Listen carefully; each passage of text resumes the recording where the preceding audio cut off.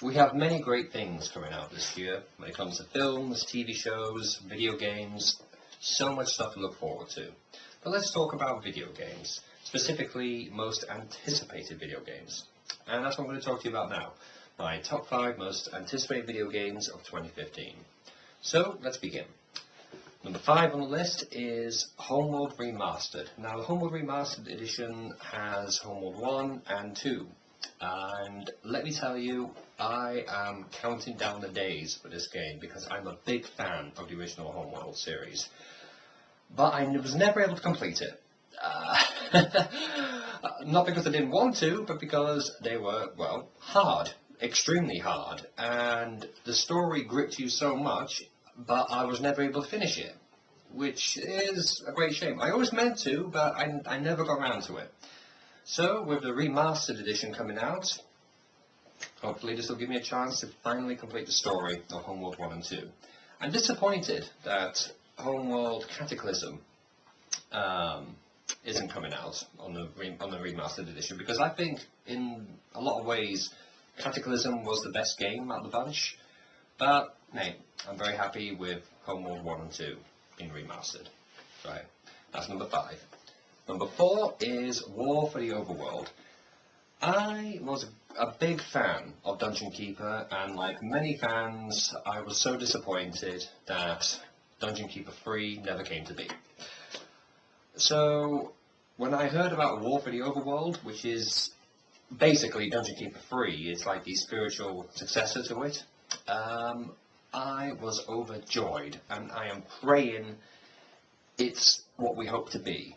Because I miss playing Dungeon Keeper a lot. I miss just the mechanics. I miss building the dungeons. I miss grabbing all the minions. I miss designing where to put traps and all the rest. And it was so much fun doing your Dungeon Keeper. And I like Dungeon Keeper 2, but Dungeon Keeper 2 I think suffered from very small dungeons. I don't know. In the original game, the dungeons were so vast. And just great expanses of territory. In Dungeon Keeper 2, they were very sort of boxed in, which, So I'm hoping with War for the Overworld, you've got the great design, and the look of Dungeon Keeper 2, and the sheer size and scale of Dungeon Keeper 1. So I've got big hopes for War for the Overworld. Number 3 is Uncharted 4: A Thief's End. I love Uncharted. I think Nathan Drake is a great character, and Nolan North is a fantastic voice actor. I recently started playing Saints Row 4, and the first thing I did was make sure my character was voiced by Nolan North. And let me tell you, Nolan North makes the game even more enjoyable. And I think Uncharted is a good story, but I think Nolan North really makes Uncharted special. He is just a fantastic voice actor, and if you haven't played the Uncharted games, I suggest you really get to it, because they are such a pleasure to play through. It's almost like playing a good Indiana Jones film, you could say. But yeah, number 3, Uncharted 4: A Thief's End. Number 2 is Star Wars Battlefront. I love Battlefront 1 and 2. Didn't care too much for the PSP versions of Renegade Squadron and Elite Squadron, because those two games, they seem very much like mini expansion packs to Battlefront 2, which is a shame. Plus, this is just me, but I found the controls in the PSP to be very clunky, so I don't know, I can never really get into Renegade and Elite Squadron. But I loved Battlefront 1 and 2. I thought the space battles were great. I think my favourite map from Battlefront 1 was Bespin Platforms. I had a lot of fun with that map in particular. And I think that if we can get a Battlefront with today's graphics, I've got high hopes.